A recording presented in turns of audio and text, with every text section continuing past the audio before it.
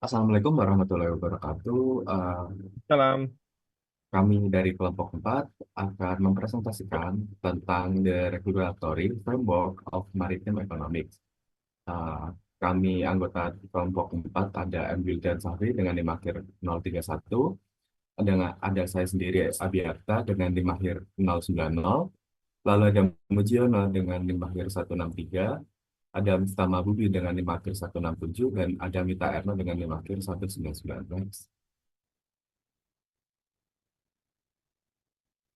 uh, Minggu lalu kita belajar tentang term shipping dan linear shipping. Itu kita bisa melihat bagaimana kapal itu beroperasi. Nah, kita sekarang belajar tentang regulasi dari kapal itu sendiri dan bagaimana efeknya terhadap maritim ekonomi. Di sini regulator internasional dan motivasi regulasi. Organisasi Maritim Internasional atau IMO adalah badan utama yang bertanggung jawab mengembangkan aturan keselamatan dan perlindungan lingkungan di laut secara global melalui konvensi internasional seperti SOLAS. SOLAS itu Safety of Life at Sea. IMO menetapkan standar keselamatannya yang harus dipatuhi oleh negara-negara anggotanya. Selain itu, pemerintah dan otoritas lokal juga memainkan peran penting dalam menerapkan regulasi domestik untuk memastikan kepatuhan di perairan nasional masing-masing. Kebijakan ini mencakup perizinan, inspeksi rutin, dan perlindungan ekonomi serta keamanan nasional. Regulasi maritim memiliki tujuan untuk melindungi keselamatan publik, menjaga lingkungan laut, dan mengurangi praktik-praktik yang merugikan. Namun, seringkali regulasi ini mendapat tantangan dari pelaku industri karena dampaknya pada profitabilitas. Penerapan standar yang ketat dianggap dapat meningkatkan biaya operasional dan menurunkan margin keuntungan, sehingga memunculkan dilema antara perlindungan lingkungan atau keberlanjutan ekonomi. Uh, Bisa next slide. Selanjutnya itu di sini membahas keselamatan, standar kerja, dan kualitas operasional kapal. Di sini keselamatan dan standar kerja itu sendiri menjadi fokus utama regulasi maritim. Contohnya pada pengaturan loadliness yang mencegah kapal berlayar dengan muatan berlebih. Jika uh, kalian masih ingat di minggu kemarin ada kapal kargo yang kita bisa melihat posisi kargo itu berapa banyak sih dalam satu kapal. Kita juga di sini ada regulatornya. Jadi kita punya kejelasan untuk uh, regulasi mengurangi risiko kecelakaan seperti tenggelam. Selain itu, regulasi menetapkan standar keselamatan kerja untuk memastikan kondisi kerja yang aman bagi awak kapal, sehingga mendukung kesejahteraan mereka. Aspek lain yang diatur adalah kualitas operasional dan desain kapal. Regulasi ini mencakup perawatan dan desain teknis kapal untuk memastikan efisiensi dan mencegah kegagalan struktural yang berpotensi membahayakan. Peningkatan standar desain juga membantu mengurangi biaya kerusakan dan perbaikan tak berubah. Di sisi lain, aspek lingkungan menjadi perhatian utama dengan pengaturan emisi kapal, penerapan pajak lingkungan, serta kewajiban asuransi yang bertujuan menekan polusi laut. Semua regulasi ini secara langsung mempengaruhi biaya operasional dan profitabilitas perusahaan pelayaran. Bisa di next.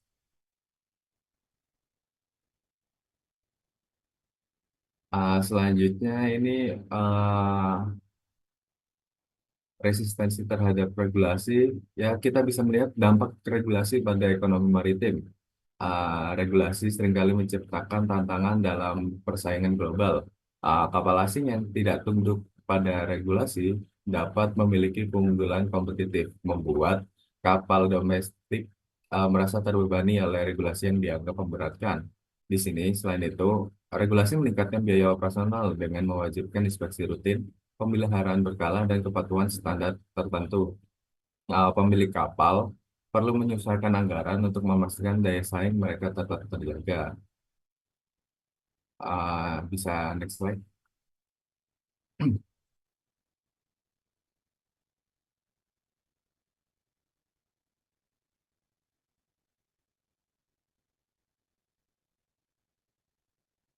Bisa next.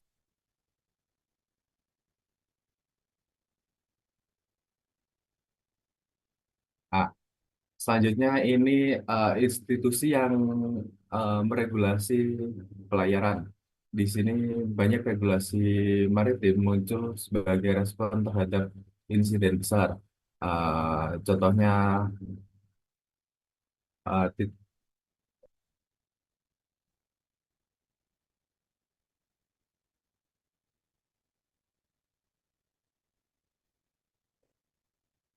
Ini bagianmu bukan Abiakta. ya, ini masih bagian saya, Pak. Bingung. Selanjutnya itu eh, tiga institusi ini, yaitu pertama Classification Societies ini, uh, kalau di translate jadinya beda banget ya Pak. Bentar. Ya kan kamu pelak berarti. Jangan langsung translate terus. Di translate terus kamu pahaminya apa gitu loh. Eh, Aduh, kocaknya. ini. Saya juga bingung bacanya. Ini gimana sih bocah?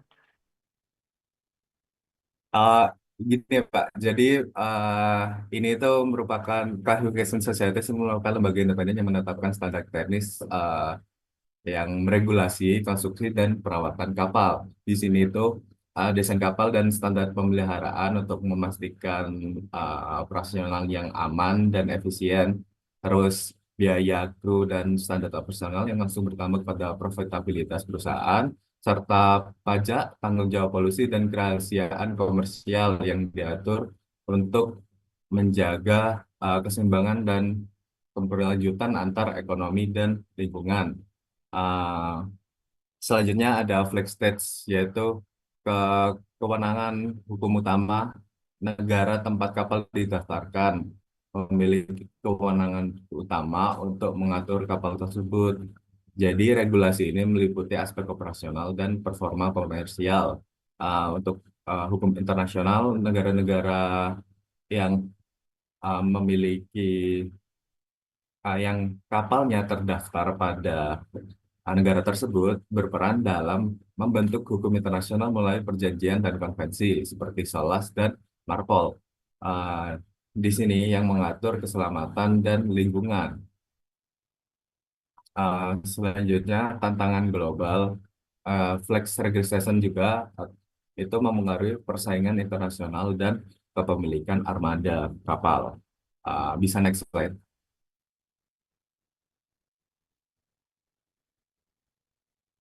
Coastal states dan kewenangan regional. Di sini negara pesisir memiliki otoritas penuh atas perairan teritorial mereka. Kapal yang berlayar di wilayah ini wajib mematuhi hukum dan regulasi lokal yang mencakup aspek keselamatan, keamanan, dan perlindungan lingkungan.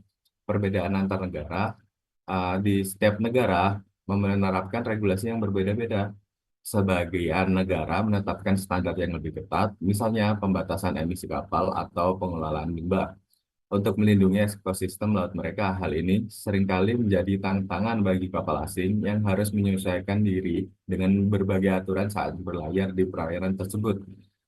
Lalu contoh pengaruh hukum yaitu beberapa negara pesisir seperti negara di kawasan Eropa Utara memiliki kebijakan lingkungan yang ketat untuk menjaga polusi laut. Mereka memberlakukan pembatasan emisi sulfur dan mewajibkan kapal untuk menggunakan bahan bakar rendah emisi sehingga mendorong keberlanjutan dalam operasi maritim. Bisa selanjutnya dilanjutkan oleh rekan saya. Oke, bisa. Oke. Nah, di sini kita bakal membahas tentang self-regulation dan klasifikasi society. Nah, sebelumnya ini sistem regulasi ini tuh dari perusahaan asuransi, kenapa sih ada lembaga klasifikasi? Nah, tugasnya ini adalah sebagai pemasti gitu, bahwa kapal-kapal yang diasuransikan ini tuh adalah kapal-kapal yang sehat, bukan kapal-kapal yang bobrok gitu. Karena kan nggak mungkin kita mengasuransikan kapal yang bobrok eh, diasuransikan, tiba-tiba langsung diklaim gitu kan, nggak lucu. Oke, next, next, next slide. Oke, kita bahas tentang sejarah pembentukan lembaga klasifikasi. Nah, lembaga klasifikasi pertama yang didirikan di dunia itu adalah Lloyd's Register of Shipping. yang didirikan pada tahun 1760-an di London, Inggris, tepatnya di pinggiran Sungai Thames. Kalau misalnya kalian lihat di peta, Sungai Thames itu berbatasan langsung dengan laut yang menghubungkan antara Jerman dan juga Prancis. Oke. Lalu di sini pendirinya adalah Edward Lloyd, di mana dulunya Lloyd's Cafe ini adalah sebagai tempat yang dikhususkan untuk pengiriman informasi dan juga pengiriman informasi yang populer di kalangan pemilik kapal dan kapten yang berpulang dari keberangkatan luar negeri. Tempat ini tuh Lloyd's tuh menyewakan kotak atau yang disebut meja untuk mengedarkan asuransi kapal, sehingga pemilik kapal tuh merasa di sini tuh sebagai tempat untuk mengasuransikan kapal yang apa ya disebutnya, yang bisa dipercaya. Oke, lalu pada tahun 1760, eh, Lloyd's, Lloyd's Cafe ini mendirikan Lloyd's Register of Shipping, di mana buku pendaftarannya pada tahun 1764 eh, diterbitkan, yang mana sebuah komite itu terdiri dari perusahaan asuransi pialang asuransi di London yang menerbitkan daftar kapal pertama. Setiap kapal yang didaftarkan itu memiliki berat kota 100 ton atau lebih. Kelompok ini juga menerbitkan daftar kapal pesiar dan kapal armada, juga regulasi tentang kecelakaan laut. Fungsi utama dari sistem klasifikasi ini tuh ada tiga, yaitu dari klasifikasi subkelasnya, yaitu ada kelas A, kelas E, dan kelas I. Kelas A ini tuh apa? Yaitu kapal yang belum melewati batas usia, namun proses perbaikannya itu sangat tinggi. Artinya kapal yang tua tapi masih bisa beroperasi di lautan.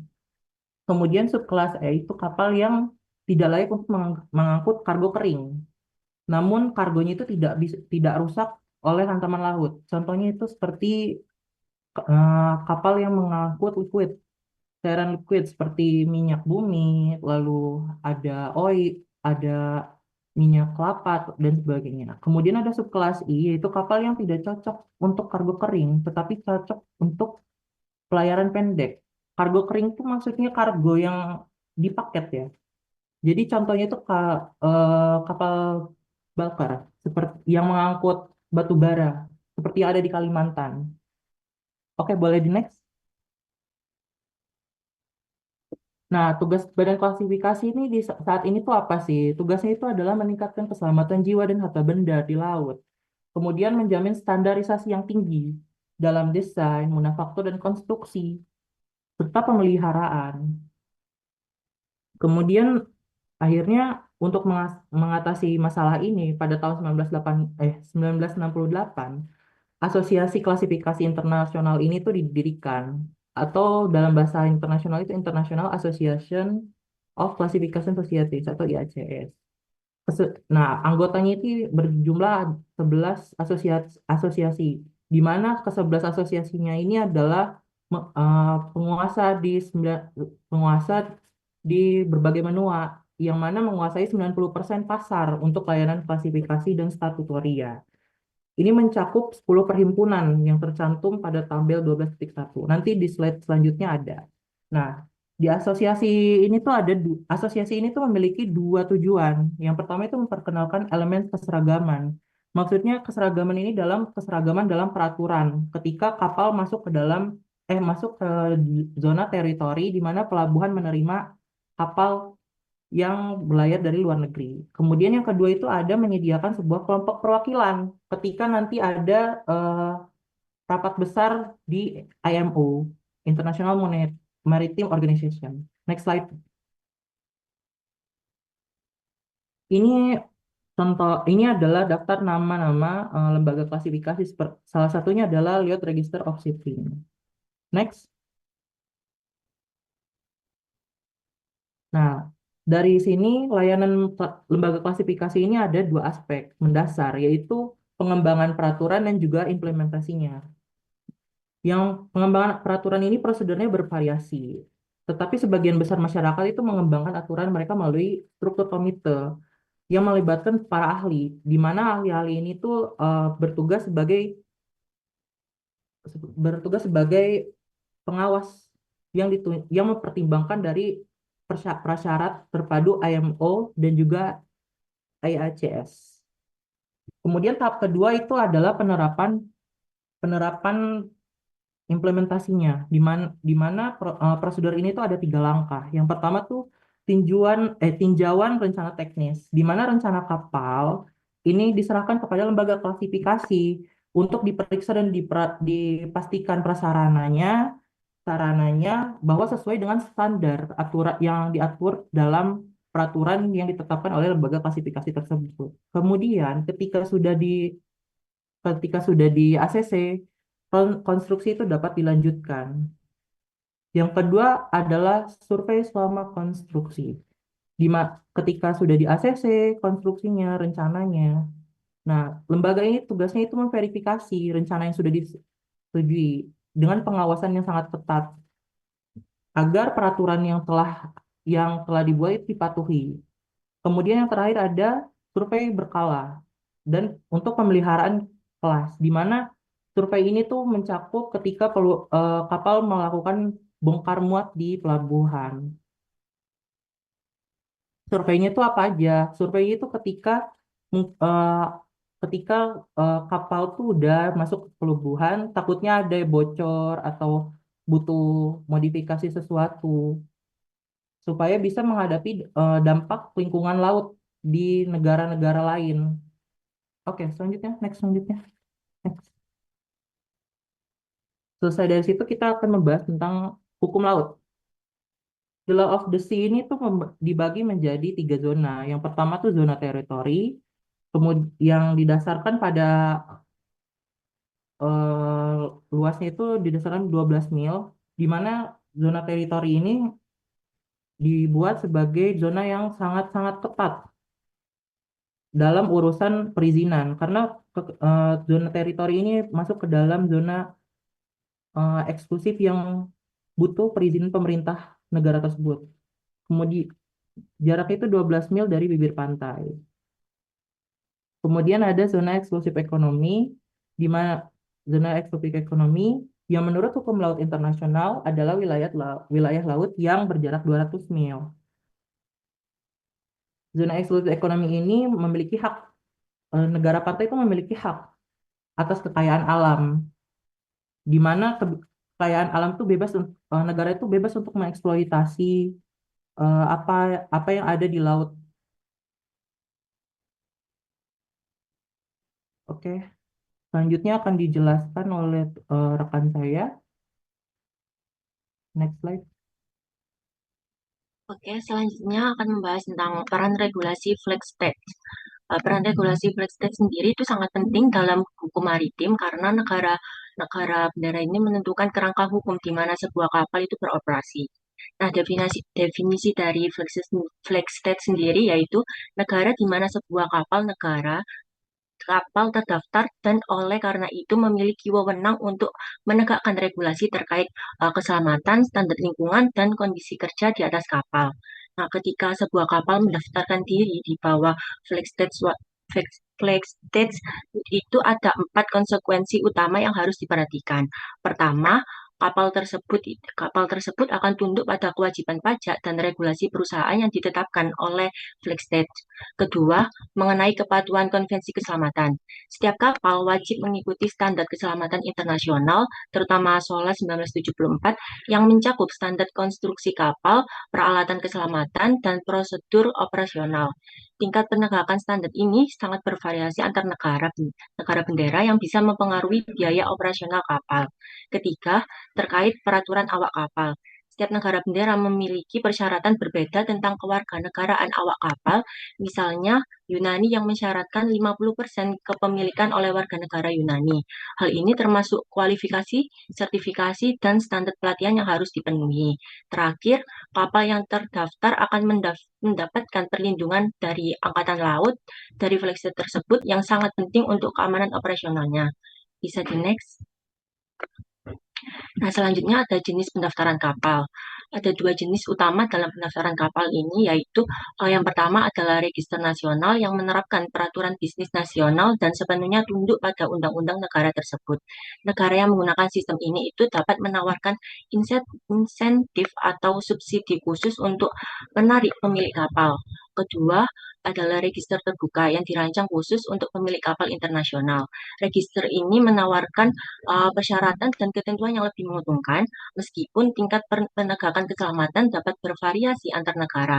Register terbuka ini memberikan fleksibilitas bagi pemilik kapal untuk memilih pendaftaran yang paling sesuai dengan kebutuhan mereka. Bisa di next. Uh, Peran ekonomi dari register terbuka sendiri ini, yang pertama, register terbuka menawarkan sistem pajak yang sangat menguntungkan, di mana pemilik kapal hanya dikenakan pajak tonnase tahunan tanpa adanya pajak keuntungan atau kontrol fiskal yang ketat.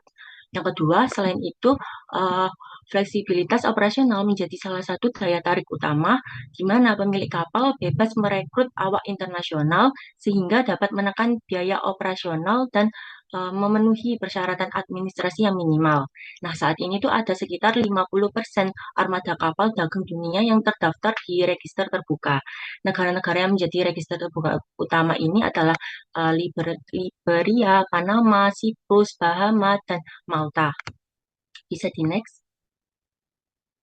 Selanjutnya pembuatan hukum kapal. Nah, di abad ke-19 hukum maritim Inggris menjadi kerangka acuan universal bagi negara-negara lain. Hal ini terjadi karena dominasi Inggris dalam perdagangan maritim global. Nah, memasuki era modern, pemerintah negara-negara maritim mulai mengambil langkah formal untuk melakukan standarisasi melalui konvensi internasional.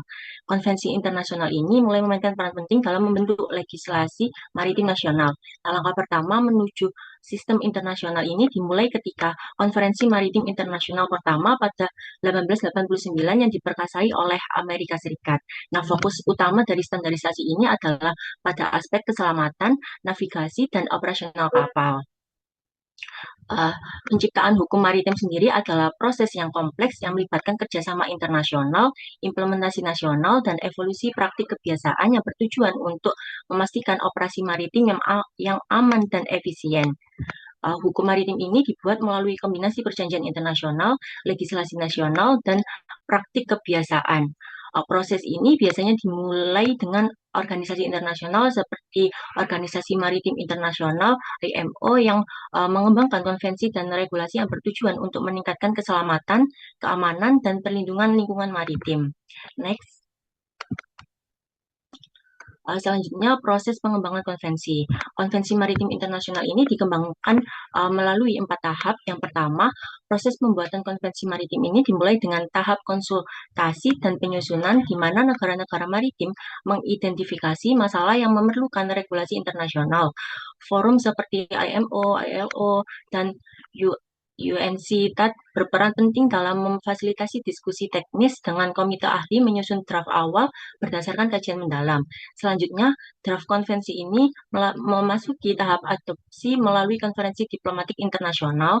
Nah, pada tahap ini itu setiap negara peserta terlibat dalam negosiasi detail, membahas setiap pasal, dan melakukan voting untuk mencapai kesepakatan akhir. Nah, contoh konkret yaitu pada Konvensi Hukum Laut tahun 1982 yang melibatkan 130 negara dalam proses adopsinya. Next. Selanjutnya, tahap ketiga yaitu pembukaan penandatanganan, di mana negara-negara diberi kesempatan untuk menandatangani konvensi. Pada Konvensi Hukum Laut 1982, misalnya 117 negara telah menandatangani pada hari pertama, menunjukkan antusiasme tinggi terhadap kesepakatan internasional. Nah, tahap terakhir yaitu ratifikasi dan implementasi, di mana minimal 2/3 negara peserta harus meratifikasi konvensi agar dapat diberlakukan. Setiap negara wajib menerapkan konvensi dalam hukum nasionalnya dengan sistem pengawasan dan pelaporan untuk memastikan kepatuhan. Proses ini memastikan standarisasi regulasi maritim internasional yang efektif dan komprehensif. Next. Selanjutnya akan dijelaskan oleh teman saya. Oke. Selanjutnya yaitu ada IMO atau International Maritime Organization yang didirikan pada 1958 dengan nama paling awalnya yaitu IMCO IMO ini adalah organisasi yang mengembangkan peraturan keselamatan maritim untuk mencegah polusi internasional dan mengawasi konvensi-konvensi terkait. IMO memiliki 166 negara anggota dan 2 negara mitra, dan pertemuan pengurusnya setiap 2 tahun sekali. Terdapat juga 32 anggota dewan yang bertindak di sela-sela sesinya. Kemudian ada 5 komite khusus yang mengelola pekerjaan teknis dan hukum. Komite tersebut yaitu yang pertama ada Komite Keselamatan Maritim yang berfokus pada keselamatan laut, navigasi, pelatihan, dan keselamatan transportasi. Kemudian yang kedua ada Komite Perlindungan Lingkungan Laut yang menangani masalah polusi. Yang ketiga ada Komite Kerjasama Teknis yang membantu implementasi teknis-teknis langkah IMO. Kemudian yang keempat ada Komite Hukum yang mengelola masalah hukum dalam mandat IMO. Kemudian Komite Fasilitasi yang menyederhanakan formalitas dan dokumentasi kapal di pelabuhan. Nah, 16 konversi dan 16 konvensi IMO yang paling signifikan berfokus pada keselamatan maritim, pencegahan polusi, dan kerangka hukum terkait. Cangkupan gabungan mencakup hampir semua aspek peraturan dan pengiriman dan serta standar nasional.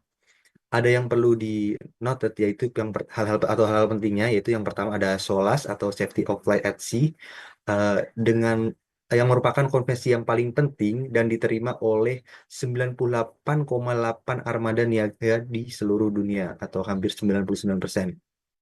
Dan yang kedua ada pergeseran dari penyusunan ke implementasi yang awalnya berfokus pada pembuatan konvensi. IMO bergeser pada tahun 1980 ke arah penegakan secara efektif dengan resolusi A500 dan diadopsi pada tahun 1981 untuk meningkatkan implementasi yang tetap menjadi prioritas. Eh, ini daftar 16 konvensi utama IMO. Yang pertama ada SOLAS pada 1974, kemudian SARS 1979, Intervention, MARPOL, CSC pada 1972, OPRC pada 1990, LC 1972, dan COLREX 1972. Kemudian yang ke-9 ada FAL 1965, dan yang ke-10 ada STCW 1978, SUA, LL, Tonnage, CSC, Salvage, dan yang terakhir ada ISM Code pada tahun 2009. Selanjutnya bergeser ke ILO atau International Labour Organization, yaitu organisasi buruh internasional yang didirikan pada 1919 dan kini beroperasi di bawah PBB. ILO ini berfokus pada masalah perburuhan maritim, jadi lebih fokus kepada bagaimana memanage pekerjanya. ILO ini mengembangkan berbagai konvensi terkait dengan kondisi kerja di kapal laut. Konvensi-konvensi ini mencakup berbagai aspek seperti awak kapal, jam kerja, pensiun, liburan, tunjangan sakit, dan upah minimum. Yang pertama ada konvensi mengenai standar minimum di kapal niaga pada 1976. Konvensi ini termasuk penting dan mulai berlaku pada 1981 November dan mengharuskan negara-negara yang meratifikasinya untuk memiliki undang-undang atau peraturan yang menetapkan untuk kapal-kapal yang terdaftar di wilayah mereka. Yang pertama yaitu standar keselamatan termasuk standar kompetensi, jam kerja, dan awak untuk memastikan keselamatan jiwa di atas kapal. Yang kedua adalah langkah-langkah jaminan sosialnya. Kemudian yang terakhir ada kondisi kerja di atas kapal dan peraturan tempat tinggal di atas kapal. Kemudian adalah kondisi umum ketenagakerjaan, meliputi 4 konvensi tentang topik seperti upah minimum, jam kerja, biaya, repatriasi, dan hak cuti pekerja-pekerjanya. Konvensi ini eh, seperti konvensi upah, jam kerja, dan kepegawaian. Kemudian ada keselamatan, kesehatan, dan kesejahteraan yang berfokus pada 3 konvensi utama yang membahas, yaitu yang pertama fasilitas makanan, kemudian ada standar minimum untuk akomodasi awak kapal seperti tempat tidur dan area rekreasi. Kemudian ada pencegahan kecelakaan melalui standar keselamatan untuk kapal dan inspeksi. Kemudian kondisi untuk masuk kerja. ILO memiliki syarat untuk masuk kerja, yaitu memiliki 5 konvensi yang menetapkan usia kerja minimum 15 tahun dan mensyaratkan sertifikat kebugaran medis untuk para pelaut. Sertifikat kompetensinya yaitu ada 3. Yang pertama ada sertifikat kompetensi perwira 1936, kemudian sertifikasi juru masak 1946, kemudian standar untuk pelaut yang cakap dan berkualifikasi pada 1946. Dan yang terakhir ada variabilitas ratifikasi, yaitu konvensi yang bervariasi dengan beberapa negara seperti Prancis, Norwegia, Italia, dan Spanyol untuk meratifikasi lebih dari 20 konvensi, sementara AS dan Siprus hanya meratifikasi beberapa konvensi saja. Baik, terima kasih Mujiono. Selanjutnya adalah UNCTAD Convention.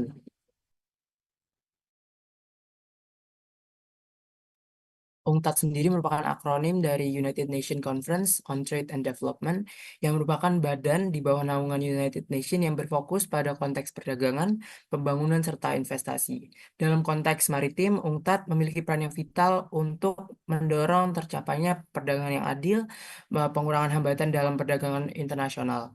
Kemudian beberapa konvensi penting yang didirikan oleh UNCTAD antara lain adalah UNCTAD Liner Code, konvensi multilateral terkait transportasi laut, Convention on Conduct of Liner Conference, serta pemberdayaan negara berkembang dalam maritim internasional. Selanjutnya, UNCTAD Liner Code merupakan upaya UNCTAD yang diciptakan untuk sistem perdagangan maritim yang lebih adil, terutama bagi negara berkembang. Aturan ini memberikan guidance tentang pembagian muatan dalam jalur pelayaran internasional dengan tujuan mengurangi dominasi perusahaan pelayaran dari negara maju. Misalnya pada negara Afrika seperti Kenya dan Nigeria yang sebelumnya bergantung pada armada asing, kini lebih mampu mengembangkan sektor pelayaran mereka sendiri. Namun pada implementasinya, negara-negara maju seringkali menentang pembatasan ini karena dianggap mengurangi fleksibilitas mereka dalam menentukan tarif dan rute pelayaran. Selain itu, negara berkembang sendiri yang tidak memiliki armada pelayaran yang cukup kuat mengalami kesulitan untuk memanfaatkan kesempatan ini secara sepenuhnya. Kemudian, Convention on Conduct for Liner Conference merupakan pembagian muatan 40 40 20, 40 bagi negara pengekspor, 40 bagi negara pengimpor, dan 20 bagi pihak ketiga dalam perdagangan maritim. Pada implementasinya, aturan ini sering terhambat oleh tantangan dan teknis politik yang di mana perbedaan kapasitas armada pelayaran antara negara yang seringkali menciptakan ketidakseimbangan. Negara dengan armada yang lebih besar seperti Singapura dapat memanfaatkan keuntungan logistik dibanding dengan negara dengan armada yang lebih kecil. Oleh karena itu, keberhasilan dari implementasi ini sangat bergantung pada kerjasama multilateral yang efektif.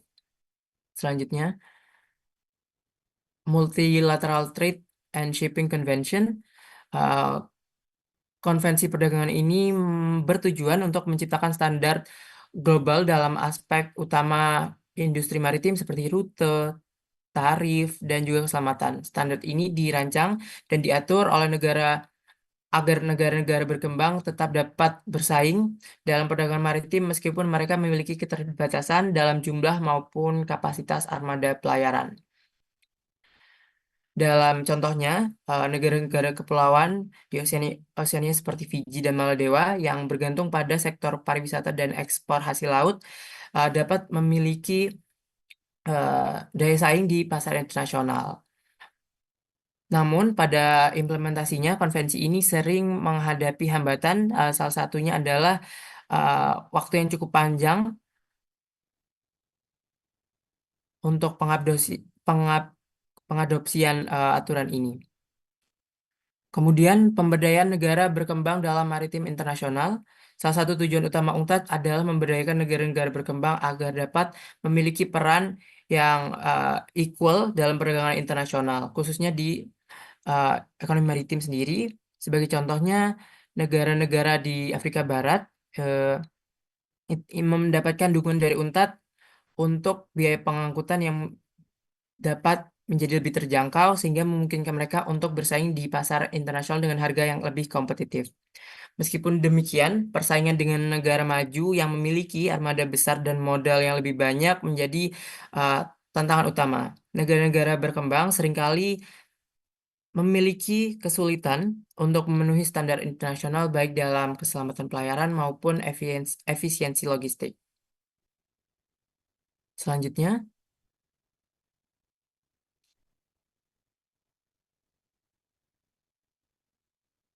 Negara-negara pesisir memiliki peran yang signifikan dalam mengatur aktivitas maritim yang berada dalam wilayah perairan mereka. Tugas dan regulasi ini diatur oleh Konvensi PBB tentang hukum laut, yakni UNCLOS, yang memberi hak kepada negara pesisir untuk mengatur wilayah laut teritorialnya hingga zona ekonomi eksklusif sejauh 200 mil dari garis pantai. Selanjutnya, pengaturan lalu lintas maritim di zona maritim. Negara pesisir memiliki tanggung jawab untuk mengatur dan mengawasi lalu lintas maritim yang melintasi perairan mereka. Peran ini sangat penting untuk menjaga keamanan, efisiensi, dan keberlanjutan jalur perdagangan laut global. Sebagai jalur transportasi yang padat, perairan seperti Selat Malaka memiliki risiko tinggi dalam perompakan, kecelakaan, hingga kerusakan lingkungan. Namun, dalam implementasinya, wilayah maritim ini memiliki kendala seperti keterbatasan teknologi, anggaran, dan sumber daya manusia, terutama dengan negara-negara berkembang.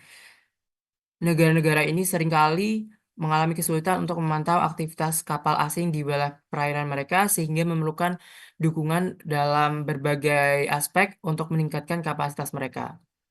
Kemudian perlindungan lingkungan laut di zona ekonomi eksklusif. Negara pesisir memiliki hak dan tanggung jawab untuk melindungi lingkungan laut di zona mereka yang mencakup wilayah sejauh 200 mil dari garis pantai. Namun tantangan besar yang dihadapi adalah seringnya eh, keterbatasan dana dan anggaran serta teknologi untuk mengawasi segala aktivitas yang terjadi di zona ekonomi eksklusif mereka. Di banyak kasus, kapal asing yang melakukan kegiatan ilegal seperti penangkapan ikan tanpa izin atau pembuangan limbah sulit untuk di-tracking dan ditindak karena kurangnya pengawasan yang efektif. Selanjutnya, negara-negara pesisir memiliki kewenangan untuk menjaga keamanan wilayah perairan mereka dan menindak berbagai aktivitas ilegal yang merugikan wilayah mereka seperti perburuan ikan ilegal, penyelundupan barang, human trafficking, hingga perompakan. Eh, Kewenangan ini sangat penting untuk memastikan sumber daya mereka tidak dirugikan oleh pihak lain dari negara mereka. Sebagai contoh, Australia telah memiliki dan menerapkan kebijakan patroli laut yang ketat di sekitar Great Barrier Reef mereka, yang merupakan salah satu konservasi laut terbesar di dunia. Melalui kebijakan patroli laut yang ketat, Australia berhasil mengurangi kasus perburuan ilegal dan melindungi keanekaragaman hayati laut yang menjadi bagian penting dari ekonomi pariwisata mereka. Langkah ini menjadi bentuk bagaimana penegakan hukum maritim berperan dalam menjaga keseimbangan antara pelestarian lingkungan dan keamanan negara. Kemudian pengelolaan sumber daya alam laut, zona ekonomi eksklusif memiliki hak kepada uh, negara pesisir untuk mengeksploitasi dan mengelola sumber daya alam mereka di wilayah pesisir. Sebagai contohnya Jepang yang memiliki uh, ketergantungan pada perikanan tuna yang menjadi nilai utama mereka di pasaran nasional. Dengan memanfaatkan hak ZEE mereka, Jepang telah memberlakukan aturan ketat terhadap kapal-kapal yang menangkap ikan di wilayah tersebut. Kebijakan ini tidak hanya melindungi populasi ikan tuna dari eksploitasi yang berlebihan, tetapi juga menjaga keberlanjutan sektor perikanan yang menjadi salah satu pilar ekonomi Jepang. Namun, eh, pengelolaan sumber daya laut ini seringkali menimbulkan konflik, terutama ketika wilayah ZEE yang saling tumpang tindih dengan negara lain. Selain itu, pencemaran lintas batas seperti pertumpahan minyak dari kapal tanker asing juga menjadi tantangan yang besar untuk eh, dapat diselesaikan melalui kerjasama internasional dan kebijakan multilateral. Baik, mungkin dari kelompok 4 itu yang bisa kami sampaikan. Apabila ada tanggapan maupun pertanyaan dari teman-teman sekalian, dipersilakan.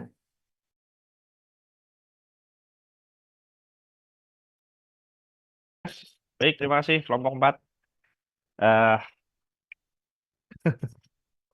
ini ya, sangat sangat political internasional gitu ya, sangat internasional politik lah, politik internasional sebenarnya pembahasan terkait ekonomi maritim. Sangat port management karena yang diatur itu lagi-lagi sebenarnya kapal dan pelabuhan ya.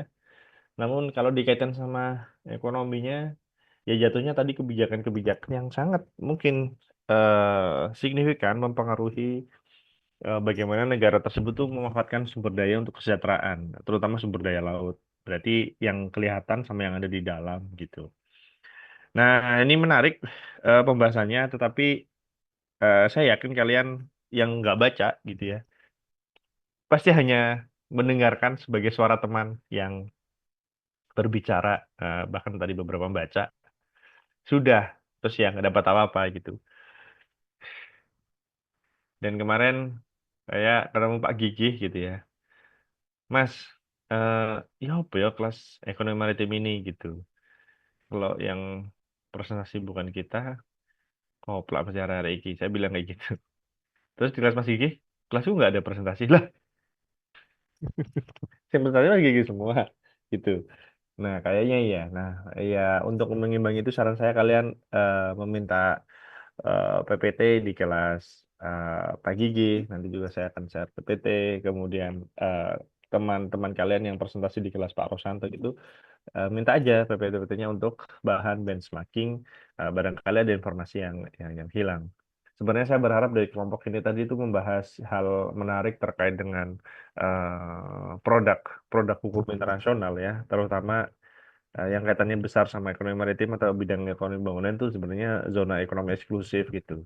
Saya berharap tadi dieksplor banyak, tapi eh, mungkin hanya sedikit gitu.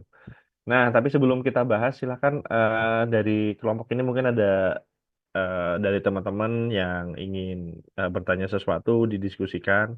Silakan. Ada? Ada nggak? Menangkap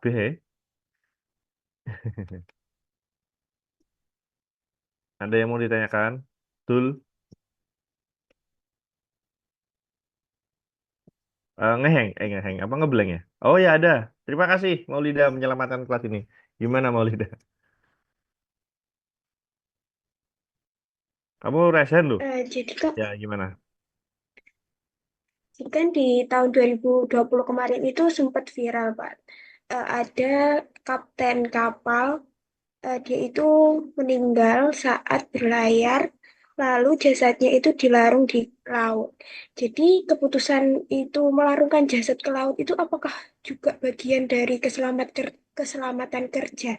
Bukannya setiap manusia yang meninggal itu juga berhak dimakamkan dengan layak. Terus apakah nggak ada prosedur lain gitu selain melarungkan jasadnya ke laut gitu, Pak? Ini kamu tanya ke saya ya berarti? Ya saya nggak yakin sih teman-teman. Oke, kelompok ini hari ini ada yang mau jawab?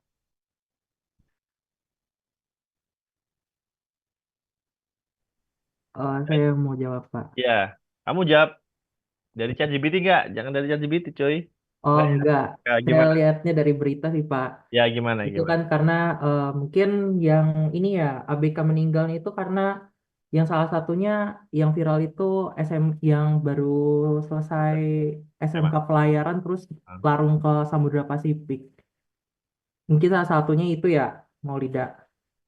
Kalau yang dilihat dari berita dan kronologinya itu karena memang awak kru tersebut, kapten tersebut itu mengalami penyakit. Penyakit itu entah entah penyakitnya apa, tapi di kronologinya itu disebutkan kalau misalnya awak tersebut tuh ada bintik-bintik dan juga badan itu jenazahnya itu warnanya agak pucat dan ada bintik-bintiknya. Maka dari karena nah di Samudra Pasifik itu kan samudranya luas tuh, Maulida.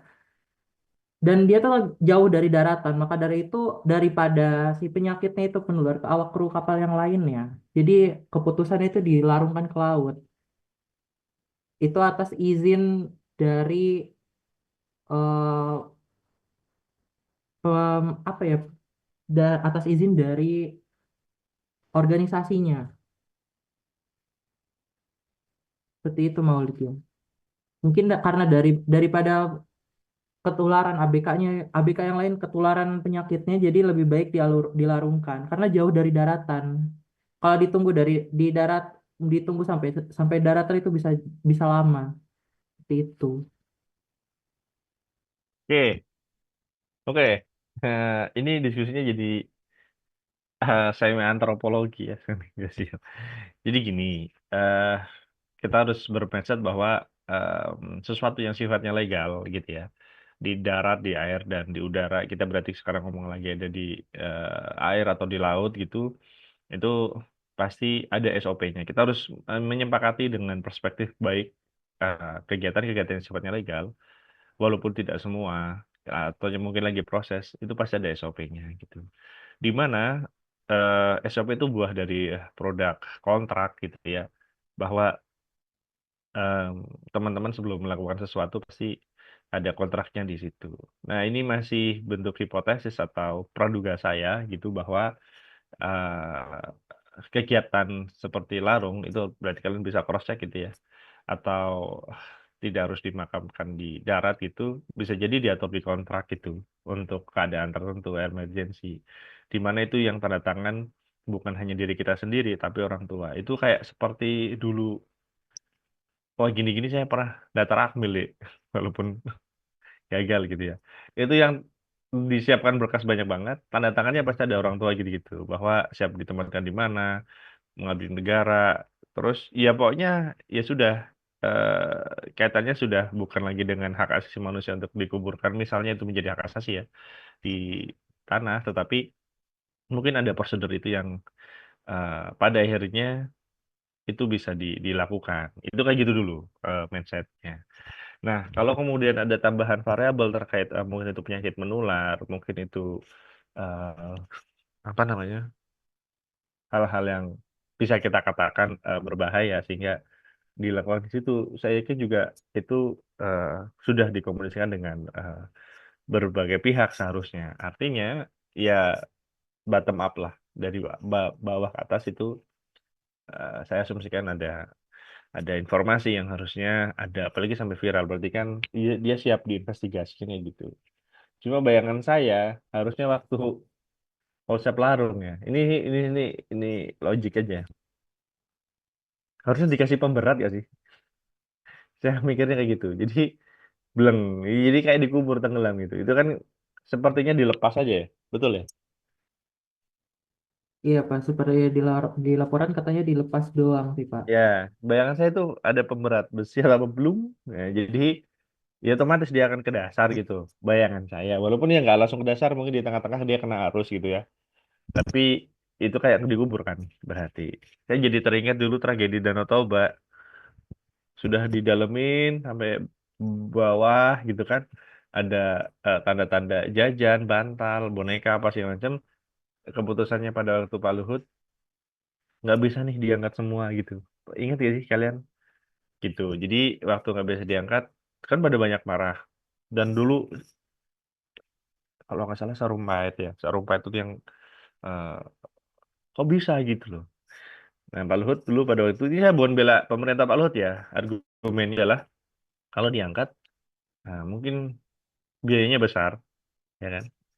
Terus eh, mungkin ada yang rusak, jadinya keangkat mungkin ya karena di air gitu kan lebih lebih mudah rusak mungkin ya, saya nggak tahu bentuknya gimana. Itu nggak enak sama keluarga yang lain jika misalnya nggak ketemu, atau apa nggak sih?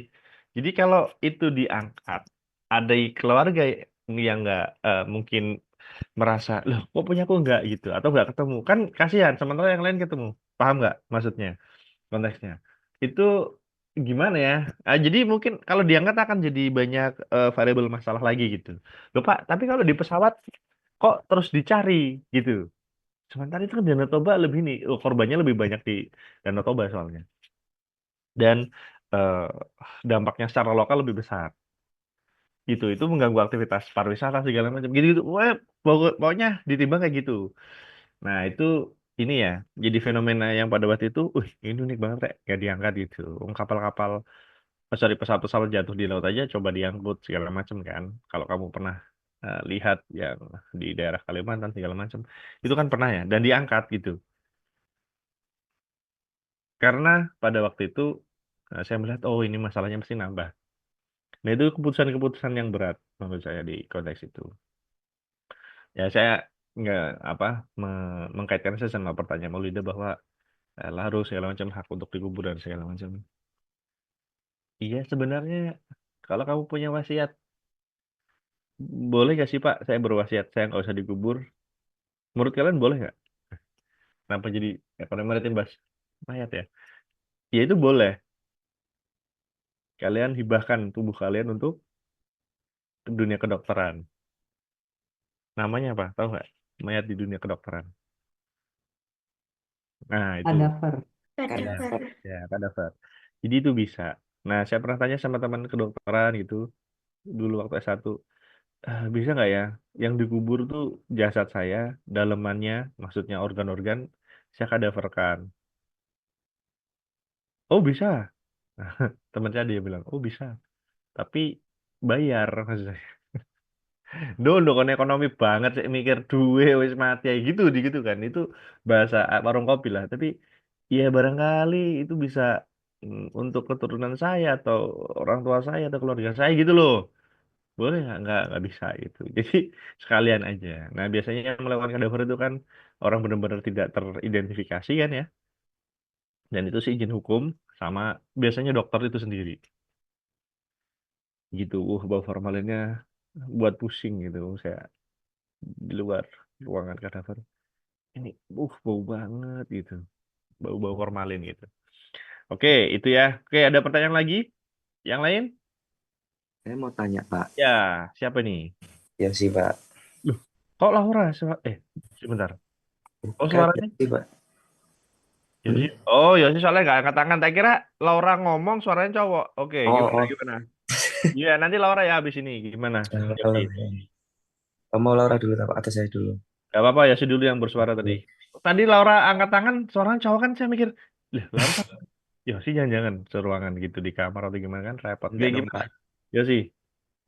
Oke, saya ingin nanya yang ini. Tadi kan ada lembaga yang UNCTAD itu yang buat apa membantu negara-negara berkembang itu lebih potensial buat ekspor atau perdagangan gitu. Nah, tapi kan ini kan nggak semua negara, kasusnya kan nggak semua negara punya laut, Pak. Contohnya kayak Laos dan lain sebagainya. Cuman kan negara kan nggak bisa lepas dari yang namanya perdagangan internasional juga. Nah, nanti kira-kira si UNCTAD itu tadi, UNCTAD itu ada peran buat negara-negara yang nggak punya laut itu. Kalau misal tetap ada buat negara-negara tersebut, itu perannya seperti apa implementasinya? Karena kan negara-negara kecil walaupun kayak Maladewa di tengah laut, tapi kan lebih terjangkau sama si UNCTAD itu karena punya laut. Tapi sedangkan yang nggak punya laut, tapi negara lebih besar yang lebih potensial itu seperti apa itu? Tak jawab ya. Anak-anak. Atau mau dijawab kelompok nih? Mau dijawab nggak? Teman-teman, Abiak, Muji, Miftah, yang lain? Nggak. Sesuai namanya jawab. Jadi gini Yosi, kamu tadi bertanya terkait apa namanya organisasinya GPBB ya terkait UNCTAD gitu ya, United Nations Conference on Trade and Development. Ya, jadi eh, konteksnya adalah tidak ada kata land or sea gitu kan, or oceans. Eh, konteksnya yaitu world and continental gitu. Jadi dia dunia benua kan kayak gitu. Jadi ya otomatis ini bukan tentang dia punya laut apa enggak sebenarnya, tapi tentang bagaimana negara itu berdagang gitu. Itu yang harus kita pahamin karena tidak dibatasi laut dan ini.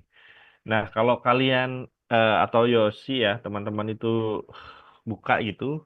Tadi yang dicontohkan di Asia Tenggara yang memang dia nggak maju ya. Tapi kan ada negara yang cukup maju dia nggak punya laut. Kalau nggak salah Slovakia, coba cek. Ya, itu ya maju-maju aja. Ya, karena dia diuntungkan letak strategis karena di Eropa gitu. Maksudnya di negara yang lainnya juga maju. supportnya gimana gitu. Support dari apa namanya PBB kan sifatnya tiga lah ya. Ya, bagaimana dia mengalokasikan sumber daya yang ada di UNCTAD untuk support gitu kan, mendistribusikan itu ya, kemudian jadi ada stabilisasi gitu kan sebenarnya. Jadi pasti bentuknya ada sangat banyak bantuan pengembangan bisnis di setiap negara dan itulah kenapa ada perwakilannya. Jadi UNCTAD itu di Indonesia pasti ada kantor perwakilannya di uh, apa setiap negara juga ada keterwakilannya. Nanti dikaitkan hubungannya dia dengan atas perdagangan, kemudian dengan Disperina, Kemendaknya masing-masing negara tersebut. Fungsi koordinatif pasti ada gitu. Dan saat kemudian dia nggak punya lot, apa kemudian supportnya lebih minimize gitu. Sebenarnya bukan lebih minimize, tapi ya kamu adanya itu ya apa yang disupport di situ gitu. Karena konteksnya perdagangan berarti dia sudah harus go internasional ya. Maka regulasi yang ada di Laos tadi bisa di apa namanya sinkronisasi dengan yang harusnya ada di UNCTAD.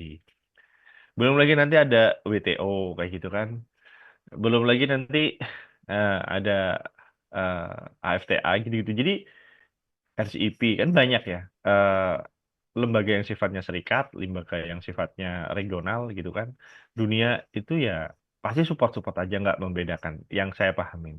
Kecuali memang dia mendeklarasi ada eksklusivitas dari negara tersebut, ada perbedaan sudut pandang dasar dari negara tersebut, misalkan Kuba, kemudian dia 67 bulan Cina, itu ya mau beda ya sudah gitu. Tapi yang dijaga sama mereka kan sebenarnya stabilisasi perdagangan gitu. Nah, kalau sampai nanti diboikot Laos, wong miskin diboikot misalnya, boikot Slovakia, wong dia sudah kecepit diboikot. Ya itu biasanya mereka akan turun tangan kan sebagai stabilisator di dunia gitu. Dan itu bukan hanya UNCTAD tapi ada banyak pasti. Jadi ya dia sudah mengalihkan sumber daya gitu kan, dia distribusikan peran dari UNCTAD dan pasti stabilisasi lah untuk dan pengembangan berkelanjutan gitu. Semoga menjawab sih. Oke, baik Pak, terima kasih. Berarti UNCT itu emang cakupannya secara dunia ya Pak? Gitu ya? Iya, karena dia sudah ada kata United Nations, ya, Oh, ya dia oke. oke dikembangkan. Nah, tapi memang dibanding United Nations sendiri ya pasti UNCTAD tidak berdiri duluan kan, karena PBB dulu mungkin baru UNCTAD. Kalau di sejarah itu di eranya lengsernya Soekarno ke Soeharto itu 60-an, 64, 65-an berdirinya UNCTAD gitu. Karena kamu baca sejarah ya. Oke, itu ada yang lain? Tadi yang mau bertanya siapa ya? Laura? Saya, Ya, saya, saya tertarik tadi sempat disinggung terkait pajak tonase. Nah, hmm, Indonesia sendiri kan negara maritim yang prospeknya termasuk negara maritim terbesar ya, Pak. Tapi hmm, negara Indonesia sendiri tuh masih memakai pajak penghasilan. Nah, hmm. itu alasannya apa? Terus menurut kelompok ini tuh lebih baik Indonesia tuh pakai pajak penghasilan atau juga pakai pajak tonase ini tadi? Oke, tim mau bahas? Mau jawab?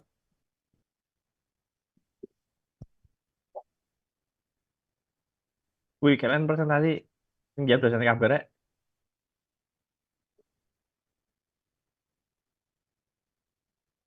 Oke, sebenarnya saya tidak begitu memahami apa ya perpajakan yang sifatnya kapal apalagi lintas dunia. Terus terang siapa namanya ini tadi?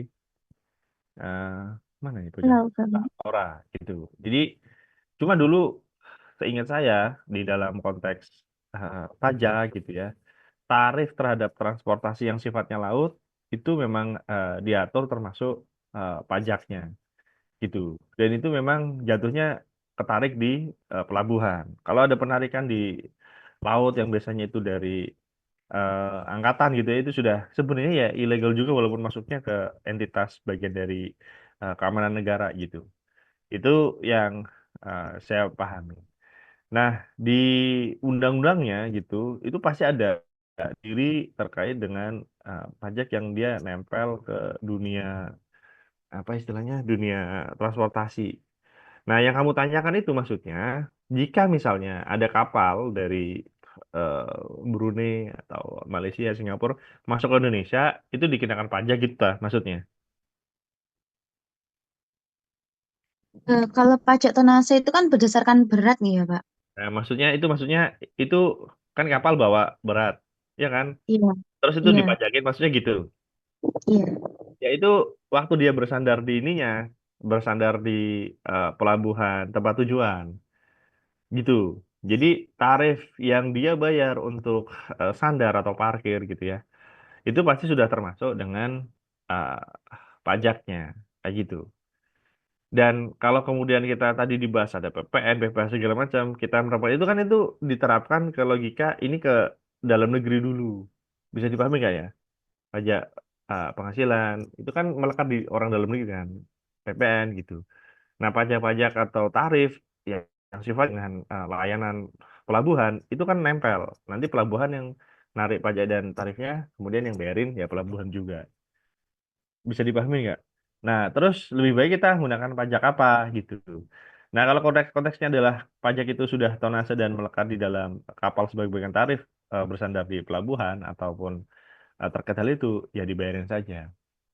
Itu tuh pajak nempel bukan dari kapal saja awalnya, tapi dari barang itu di luar negeri, misalnya negaranya adalah Malaysia, mau dikirim kan sudah kena pajak ya di Malaysia sendiri, gitu. Terus di sampai di sini kapal kapal yang pemberat ini ya juga bayar pajak. Pajaknya itu di sana di eh, apa namanya pelabuhan dalam negeri sana dan di pelabuhan luar negeri sini. Jika misalkan tujuannya adalah Indonesia, kayak gitu. Jadi kalau ditanya lebih baik itu berdasarkan jumlah kapal atau berdasarkan muatannya, ya idealnya itu sebenarnya seharusnya berdasarkan nilai dari apa yang dibawa di kapal tersebut. Paham nggak sih maksud saya? Gitu. Nah, kemudian nanti dibedakan yang berdasarkan nilai dari eh, apa barang atau entitas nah, produk yang mahal ini gitu. Kalau kemudian banyak gitu ya, dan itu mahal gitu, ya harus dari nilai dulu, nilai dari barang yang dibawa itu. Makanya kan masuk ke Indonesia itu ada tarif terhadap barang produk impor, ya. Itu tuh sebenarnya logikanya di tarif itu harusnya si barang itu dulu. Walaupun dia sudah ditarik pajak di dalam negeri sana, dijual ke sini, dia akan kena tarif impor kan ya gitu kan. Biasanya itu dulu tarik, set. Nah, terkait pajak tonnase, karena itu kaitannya dengan pelabuhan yang bersandar di negara tujuan. Jadi ya ditarik dari sisi nilai barang gitu ya.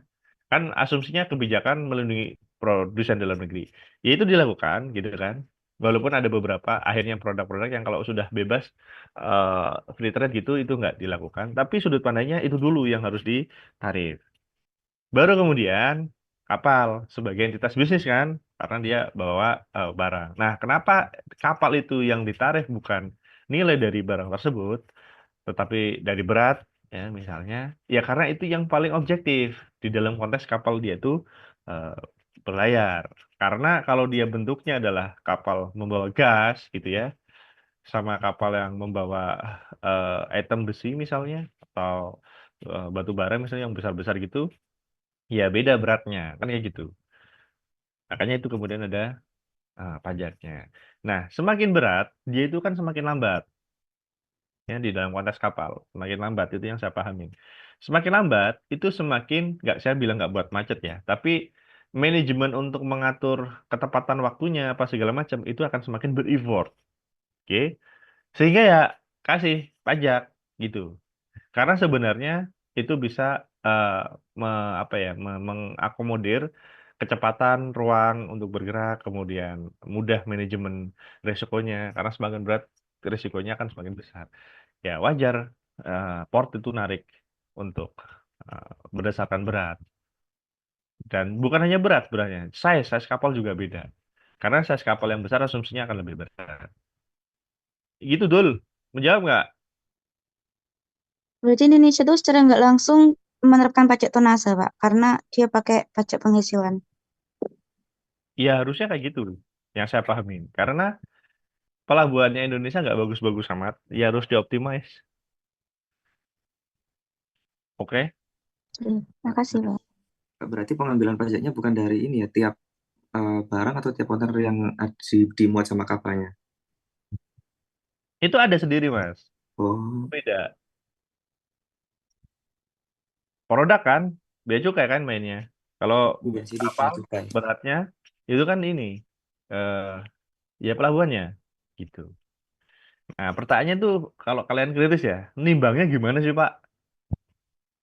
Nimbangnya itu adalah sebenarnya apa yang dimuat.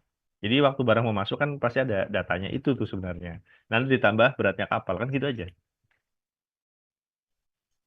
Jadi nggak mungkin kapal itu dalam isi terus ditimbang di laut, nggak masuk bro. Gimana? Gitu, gitu. Oke? Berarti kemarin kan ada yang presentasi bilang kalau misal pengiriman barang itu menggunakan kapal besar itu lebih hemat karena bisa ngangkut lebih banyak, terus bisa kirim ke berbagai tujuan gitu kan Pak. Berarti itu eh, ada ya korelasinya sama tadi kalau semakin berat kapal kan semakin lambat, otomatis cost-nya dia bakal lebih banyak. Itu berarti ya karena itu makanya kapal besar itu ingin mengangkut lebih banyak karena ya untuk menutupi pajak itu tadi ya Pak ya. Ya sekali aja maksudnya, udah. Karena semakin Hmm. kecil, banyak itu, gitu ya. Nggak jadi satu kan. Jadi kayak motor sama mobil lah, logikanya gitu ya. Memang mungkin motor cepat, ya, gitu. Tapi mobil satu sama motor 10, secara pajak tahunan dikalkulasi dalam mobil tertentu lebih pajak kalkulasi motor tahunan kan berapa 10 gitu. Ya gitu. Makanya kan tergantung fungsinya, gitu. Gitu. Dan semakin dia tuh lambat gitu, itu kan membuat opsi ini gimana kalau pakai kapal lebih kecil cepat. Ya, mengangkutnya gimana? Kan bentuknya adalah dua kapal sama satu kapal besar. Itu. Ya sudah, dengan satu kapal besar biasanya yang mungkin dilakukan gitu. Karena lebih banyak untuk uh, ekspedisi yang ya sekali banyak itu akan sekali aja udah. Kalau banyak itu walaupun kedatangannya cepat nambahin port management gitu. Ya kalau lambat yang di laut masih bisa geser-geser lah. Itu bayangan. Oke. Ada yang lain yang mau bertanya? Ya silahkan.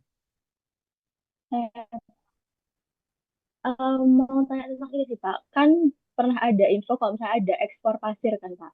Nah, terus tadi juga dimention tentang zona teritorial atau zona ekonomi eksklusif. Berarti kalau misalnya ekspor pasir itu secara tidak langsung bakal ngurangin wilayah ZEE atau kayak tetap gitu ya Pak buat zonanya dari Bentar, negara yang mengekspor. bentar. Yang kamu maksud itu ekspor pasir apa? Pasir besi. Ekspor pasir yang Pasir. barusan tuh Pak. Iya, maksudnya ekspor pasir besi, ekspor pasir eh, pantai gitu kan, pantai ada pasirnya. Kalau kalau saya baca itu eh, pasir pantai sih Pak Ya, buat pasir. negara Ya, Singapura. pasir pantai ya. Iya kan? Itu kan asumsinya di Indonesia kan banyak pantai tak berpenghuni atau belum jadi destinasi wisata. Oke. Dan mungkin ada yang bahaya juga untuk digunakan sebagai itu. Nah, sumber dayanya salah satunya adalah pasir pantai. Itu digeruk, ya kan? Terus dimasukkan ke dalam kapal gitu ya. Kemudian dibawa. Nah, di konteks ZEE itu kan sebenarnya eh, pancarannya. Pancaran itu maksudnya gini. Ini misalnya ada eh, batu gitu. Batunya bergerasi memancarkan sesuatu. Cret. Nah, sama seperti negara. Negara itu ada pancarannya, cret, sebanyak 200 mil. Artinya, sebenarnya negara itu kalau kita benar-benar ngomong logika teritorial, yang dia itu bentuknya daratan semua, kan kelihatan ya bahwa batasnya negara A sama negara B mungkin putus di sungai. Misalkan Jombang sama Mojokerto gitu. Jombang, Mojokerto, kan kelihatan putusnya di mana? Putusnya adalah di eh, sungainya, gitu misalnya. Atau garisnya, atau mungkin ada tiang, atau mungkin ada tugu, atau mungkin ada sawah yang memanjang itu kan kelihatan kalau darat. Nah, kalau laut itu gimana gitu? Misalkan Indonesia sama Malaysia batasnya itu ternyata bukan daratan, tapi laut. Nah, itu gimana? Nah, itu yang diatur adalah oke, berarti kita asumsikan batasnya eh, itu dari mana? Nah, saya gambar kayak gini. Ini harus digambar sih. Bentar.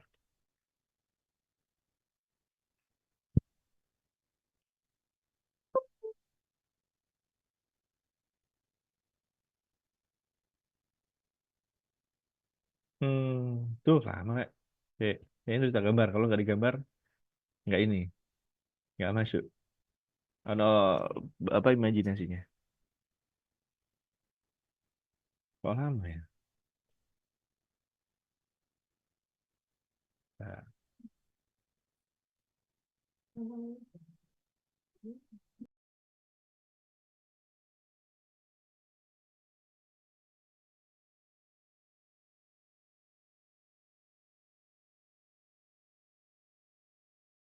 ntar ya, kita buka aplikasi.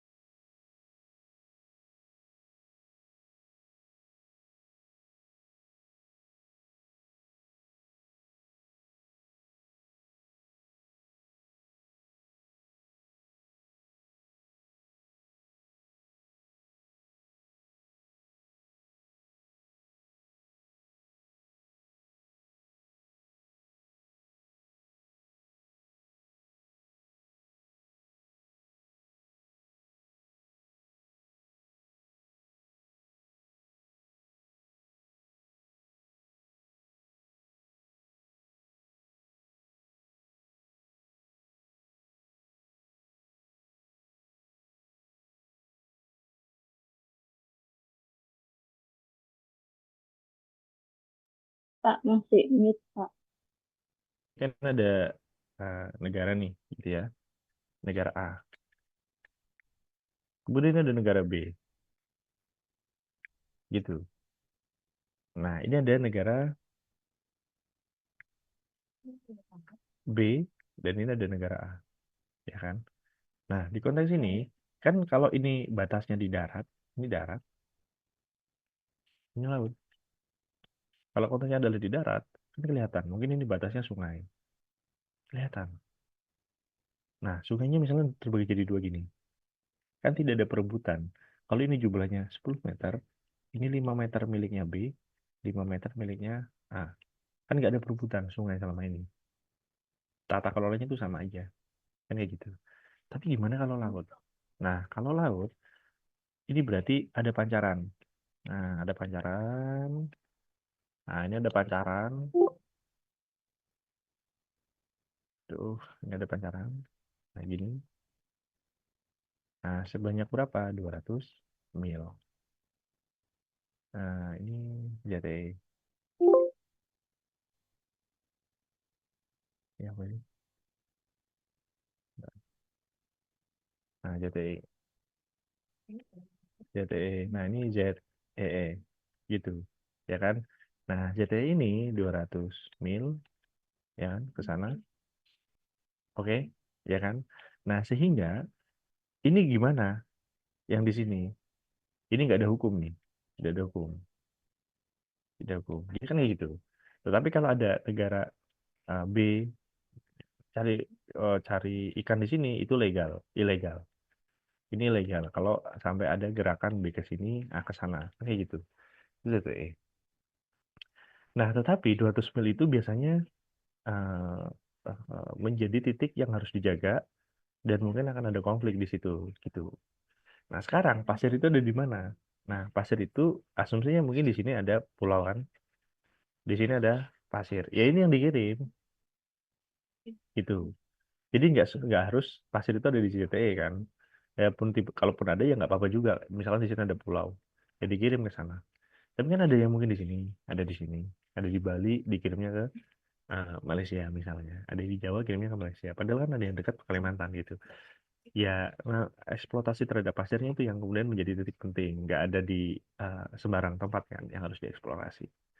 Menjawab nggak maksud saya? Berarti perhitungan ZEE-nya itu bukan tiap pulau ya, Pak? Iya, Karena karena logikanya dari logikanya gini, bukan tiap pulau.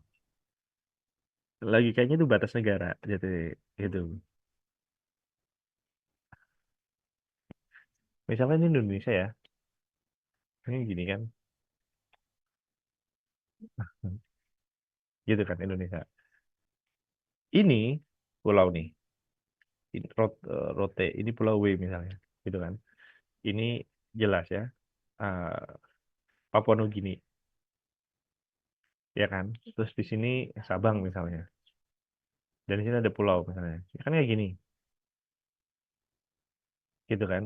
Maka ini batas negaranya ditarik lurus kan dari pulau apa yang terluar. Ini juga sama tarik, kan gitu kan.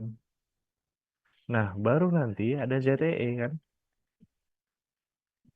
Nah, ZTE yang mungkin ada kalau itu bentuknya laut.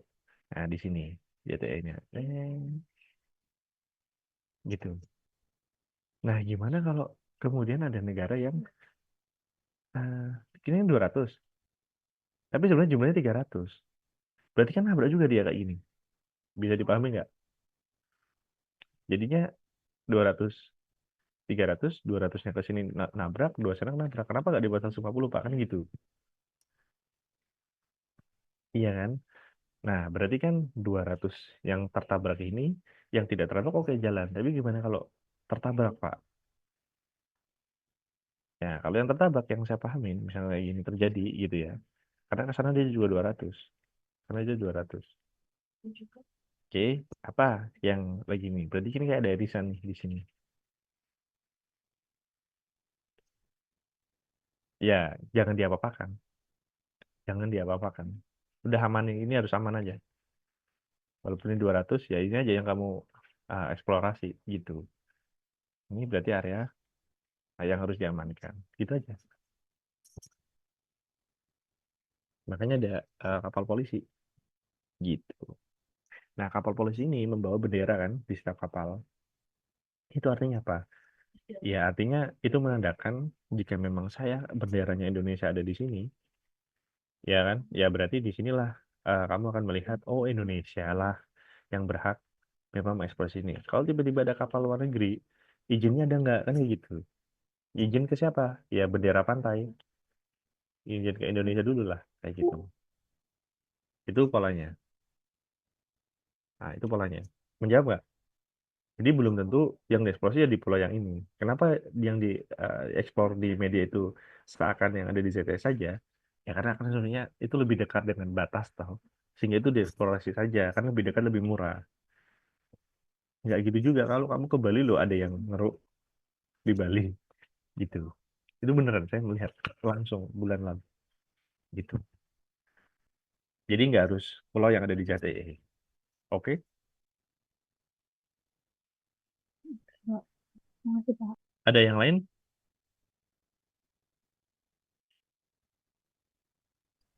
Alando, Ya. saya penasaran aja sih kemarin saya itu sempat sharing sama anak manajemen karena kan dia kan ada mata kuliah manajemen shipping atau apa gitu kalau nggak salah. Nah terus mereka bilang kalau di manajemen itu harusnya kan saya sharing nih apa materi yang dibawa sama EP ke anak manajemen itu. Oh, nah dia tuh bingung kenapa kok materinya mirip-mirip gitu padahal bagi anak manajemen itu. Nah tadi kan Pak Lando kan nyinggung kayak sandaran kapal dan sebagainya ketika kapal itu bersinggah. Nah yang menghitung-hitung kayak kedalaman kapal terus ya menghitung tiap berat itu nanti butuh berapa TEU kontainernya buat di kapal itu, terus menghitung sandaran kapal itu tugasnya anak IP, sedangkan yang masalah pengambilan keputusan itu ya anak manajemen gitu loh. Nah tapi kok di materi maritimnya IP itu proses kayak menghitung sandaran dan sebagainya itu emang nggak ada ya Pak ya? Justru itu ada di manajemen ngitung sandaran. Gimana sih? Di EP-nya Pak. Di- itu harusnya di manajemen. Jadi ngitung biaya operasional kan. Nah, berarti kan biaya operasional itu ya jadi manajemen operasional. Paham nggak Apa sih? ekonomi? Ya, Kak. Itu justru EP Oh, EP itu justru ini beneran ya. EP itu justru lebih ke mengevaluasi biaya operasionalmu yang seperti itu berdampak pada apa? Jadi impact evaluation itu sandaran seperti itu berdampak pada apa? Berdampak pada apa? Berdampak itu impact evaluation itulah EP.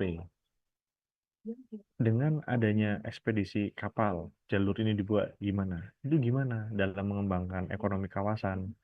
Gimana dalam? Jadi kita tuh lebih luas sebenarnya gitu. Yang justru yang perintilan ngitung sandaran kapal, ngitung ketepatan waktu apa segala macam, itu yang manajemen gimana sih? Kita justru impact evaluation harusnya. Paham nggak sih maksud saya? paham Bang, Pak. Nah gitu. Nah, tapi kan kita ada evaluasi proyek, Pak. Nah, itu juga sama. Mau dibangun pelabuhan. Kita melihat secara AMDAL itu berpengaruh terhadap lingkungan dan mempengaruhi lingkungan itu rusak berapa tahun. Nah, kita proyeksi. Itu proyeksi. Oke, gitu. Proses membangunnya itu kan mungkin arsitek apa segala macam. Nah, nanti manajemen ada di situ. Yang menghitung itu ya bukan anak EP betul harusnya. Kita tuh tinggal terima data, kita evaluasi gitu kan EP. Karena teoritis, landscape-nya biasanya luas. Tapi kan kita ada mikro, Pak. Yaitu kita memproyeksi eh, dampak dari membangun ini gimana. Dengan anggaran seperti ini nanti skala produksinya dinaikkan gimana. Nah, itu anak EP. Ini habis tarif, kendaraan kapal, terus ya itu anak manajemen. Kita ngomong dampak dari tarif itu dinaikkan atau dibuat apa gitu. Makanya lebih sulit EP cuy. Ya yang ngomong sama kamu di mana ketemu saya deh. Itu maksudnya gimana sih ngitung kendaraan kapal, eh, teks gitu. Kita tuh justru melihat apa dasar membuat teks, gimana dampaknya, gimana keuntungannya gitu. Oke. Dan itu kan tak mention di awal-awal. Ini kok ekonomi maritim kita port management ya gitu. Padahal kita harusnya mengevaluasi kapal berlayar dari Indonesia Jawa Timur yang melakukan misi dagang ke Indonesia Timur, Maluku, Sulawesi Tenggara gitu. Apa dampaknya bagi ekonomi mereka? Harusnya kita gitu. Nah, bukunya yo oleh angel ya gitu. Kita sangat top manajemen lah. Oke, ada yang lain? ZTE kayak gini. Itu dampaknya terhadap eh, apa namanya keamanan gimana. Nah, keamanan kan ada biayanya, bisa nggak diefisiensi? Itu EP. Tapi ZTE bagian manajemen itu berarti gimana? Ada berapa kapal di sana, gitu kan, yang operasionalnya itu sehat. Nah, itu anak EP itu. Operasionalnya itu secara keuangan. Itu manajemen keuangan shipping misalnya gitu. Kita itu ZTE membawa kesejahteraan nggak sih? Gitu. Jadi kita itu sangat makro, kalaupun mikro ya sangat teknis. Gitu ya. Oke, ada yang lain? Baik, cukup ya. Mbak, Pak Landul. Apalagi? Silakan. Enggak, mau tanya, Pak Landul sedang di kampus atau enggak ya, Pak? Enggak, ini suaranya bocor ya? Enggak. Oh ya, ada yang presentasi juga. Saya di Surabaya Barat. Oh gitu. Saya soalnya mau minta tanda tangan buat surat dispensasi kemarin, Pak, waktu lomba jadi nggak bisa hadir presentasi. Ya nanti bisa jam berapa ya? 15.30. Oh, Saya di baik, Pak. Siap. Hmm. Oke ya, itu ada yang lain? Cukup? Pak, Dari mau kelompok eh, mau ditanya ya. itu sih Pak tentang apa namanya tentang pertemuan besok Hmm. kan tinggal 2 tim lagi kan Pak, kelompok 5 sama 6. Oh, Berarti bukan tujuh buat ya? iya buat tanggal Hmm. 28 berarti jadi 2 tim atau 1 Pak. Kalau gitu 28 satu tim, 29 satu tim. Terus tanggal 28 itu diadakan secara offline gitu Pak. Nah, saya offline, saya pengen offline. Kalau ternyata online, berarti saya dapat tugas. kayak ini nih, USBI gombal. Kalau enggak pasti softline. Oke, Iya. oke. Ada pertanyaan? Cukup ya? Aman, Pak. Tim Mujiono, Miftah, namamu kok Mujiono Mugi Raharjo. Wajahmu gak wajah Mujiono loh. Mugi, menurut saya ya. Harusnya Mujien, Mugireh. Gak bercanda ya. Nggak, saya kaget aja ini Mujiono nama guru bahasa Inggris saya ya. Mujiono dulu di SMA. Oke, ada pertanyaan? Cukup ya?